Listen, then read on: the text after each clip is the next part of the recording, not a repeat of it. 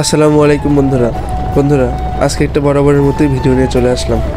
আজকের ভিডিওটি হলো রাত 3টার দিকে একটা পার্সেল নিতে যাব। পার্সেলটা এমন সময় আসবে যে সময় আমাদের এখান থেকে শহরে কোনো গাড়ি ঘোড়া কোনো কিছুই যায় না, তারপরেও রিস্ক নিয়ে যাচ্ছে। আর বেশ কয়েকদিন হলো শুনতেছি যে এখানে চোর ডাকাত এগুলোর উপদ্রব বেশি বাড়ছে, তারপরেও ভয় নিয়ে গেলাম। এখন সেদিন আমরা গাড়ি ঠিক করছিলাম, কিন্তু গাড়িওয়ালা বা যিনি যাবেন উনি মূলত অসুস্থ ছিল, সেদিন যাওয়া হয়নি।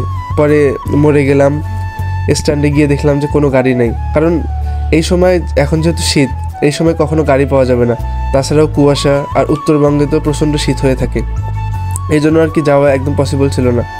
পরে এখানে মাহফিল ছিল, আল্লাহর কি কাজ যে মাহফিল ওই সময়ে শেষ হয়েছে প্রায় 1:30 বা 2টার দিকে। এখন ওখানে কয়েকটা সিএনজি আসতেছে, পরে দেখি যে সিএনজিগুলো মানে আমাদের গন্তব্য ছিল 7 কিলোমিটার, কিন্তু সিএনজিগুলো মূলত 2 কিলোমিটারের মধ্যেই চলে যাবে, কারণ বাসা ওখানেই ওদের। কারণ পরে বার্গেনিং করে এটা ওটা বলে মানে টাকা বাড়াই দিয়ে যায় না। কিসের জন্য? কারণ আমাদের যে 7 কিলোমিটার গ্যাপ আছে ডিস্টেন্স, ওই ডিস্টেন্সের মধ্যে কয়েকদিন হলো ওখানে চোর ডাকাত বিভিন্ন উপদ্রব বাড়ছে। আর কয়েকদিন আগে শুনলাম যে একটা লোককে বেঁধে তার মোটরসাইকেল নিয়ে চলে গেছে, আবার মারামারি খুনো এগুলো হইতেছে। পরে আর কী করলাম, পরে ভাইকে নিয়ে চলে গেলাম, নিয়ে একটু টাকা বেশি করে দিলাম। দেওয়ার পর ওখানে গিয়ে আমরা 3 জন গেলাম। 3 জন গিয়ে ওখানে যে মাহফিলে যে খাবারটা দিয়েছিল ওখানে গিয়ে ওরা খাওয়া দাওয়া করলো। পরে দেখলাম একদম ধুধু নির্জন রাত যেটাকে বলা হয়। পরে ওখান থেকে আমরা খাওয়া দাওয়া করলাম, কিছুক্ষণ বেড়াইলাম, দেখলাম যে গাড়ি ঘোড়া যাইতেছে। অল্প মানুষ ছিল, কারণ রোদ তো, বিশ্ব রোডে মানুষ মোটামুটি থাকেই, কিন্তু সেদিন অল্প ছিল কারণ শীত ছিল। পরে অনেকক্ষণ ওয়েট করতে করতে গেছি আপনার 2:30-এর দিকে। গিয়ে ওখান থেকে 2টা বাজলো, 3টা বাজলো, বাস আসলো না। পরে দেখি ফোন দিলাম, পরে ভাই বলতেছে যে জ্যামে আটকাইছে। জ্যাম বলতে এমন সময় জ্যামে আটকাইছে যে সিরাজগঞ্জ যমুনা সেতুর উপরে। ওখান থেকে জ্যাম প্রায় 2 ঘন্টায় কাটলো নাকি। কাটার পর দেখি 5:30টার দিকে আসলো। এসে ভাই আমাকে পার্সেলটা দিল।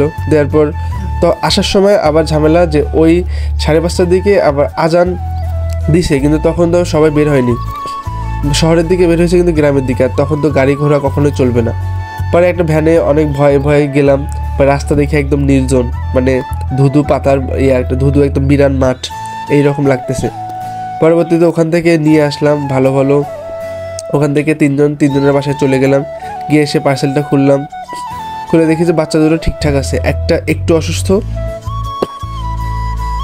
আর একটা চঞ্চল, হাঁটাহাঁটি করতেছে। আমি আর পরে বাচ্চাগুলোকে কোনো কিছু বললাম, মানে আর কি আলাদা করে কোনো কিছু খাওয়ালাম না, কারণ ওরা খাইছে। আমার এটা জানা ছিল না যে এগুলো মানে বাচ্চা ছিল 5-6 দিনের, আর এগুলো এত দূর প্রায় 600 কিলোমিটার রাস্তা জার্নি করে যাচ্ছে বাসে। তারপরেও কেমনে ছিল তা একদম মানে জানা ছিল না। আর বোঝাই যাচ্ছে যে কার্টুনের মধ্যে কোনো কিছু দেওয়া ছিল না বাচ্চাগুলোর মধ্যে, বাচ্চাগুলো র একদম ম্যাটেরিয়ালে চলে আসছে। আর তুলো বা একটু গুঁড়া বা কোনো কিছুতে একটা দিয়ে থাকলে পরে সুবিধা হতো কি যে বাচ্চাগুলো একদম আরামে থাকতো, একটু গরমে থাকতো, কিন্তু তা ছিল না। ওগুলো দেখি যে ঝাঁকাঝাঁকিতে এপাশ ওপাশ হয়ে গেছিলো হয়তো বা। আর বাচ্চার মানে পাখার নিচে দেখি যে একটু রক্ত জমাট বেঁধে আছে। তার জন্য আমি আর পরবর্তীতে ভাবলাম যে হয়তো বা কোনো কিছু হবে না। কিসের জন্য? কারণ আর 2 ঘন্টা বা 2.5 ঘন্টা পরেই আপনার রোদ আসবে, মানে শীত। এখন রাত্রে বেশি শীত পড়লেও সকালের দিকে প্রায় 9টা-10টার দিকে এমনিতেই রোদ ওঠে, অনেক রোদ ওঠে উত্তরবঙ্গে। পরে দেখলাম ওই বাচ্চাটা দেখা যাচ্ছে, একটা বাচ্চা হাঁটাহাঁটি করতেছে আর একটা বাচ্চা আপনার ওখানে স্থিরভাবে বসে আছে। আমি জানতাম না যে বাচ্চাটা অসুস্থ হয়ে পড়বে। পরবর্তীতে না খাওয়া আমি বাচ্চাগুলোকে ওখানে আলাদা করে রেখে এই বাটির মধ্যে যে কিং কোয়েলের ডিমগুলো আনছিলাম, যে 8টা ডিম, সে 8টা ডিমকে বের করলাম, দেখি সুস্থ বা মানে ভালো আছে কিনা, ভাঙছে কিনা।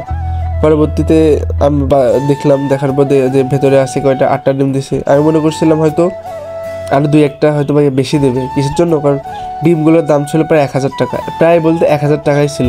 আর বাচ্চাগুলো 2টা দিচ্ছে 1500 টাকা। এগুলো একটু দাম বেশি, মানে নর্মাল কোয়েলের থেকে তার 10 ডাবল দাম বেশি এগুলোর। মানে বোঝাই যাচ্ছে যে আমি 10 জোড়া বাচ্চা কিনতে পারতাম এই যে 8টা ডিমের টাকা দিয়ে।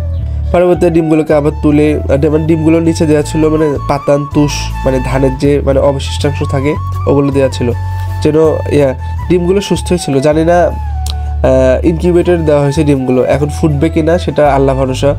আল্লাহ মালিক যদি চাই তাহলে ফুটবে, না চাইলে ফুটবে না। পরবর্তীতে ডিমগুলোকে আবার ওই বক্সের মধ্যে ঢুকায় আর বাচ্চাগুলোকে দেখতেছি। মূলত এই বাচ্চাটাকে হাতে নিলাম, এই বাচ্চাটা মূলত একদম অসুস্থ, মানে দেখাই যাচ্ছে। আমি জানতাম না যে তার পরের দিনই সকালেই বা 2-1 ঘন্টা পরে মারা যাবে। তার একটু পর এসে দেখি বাচ্চাটা মারা গেছে।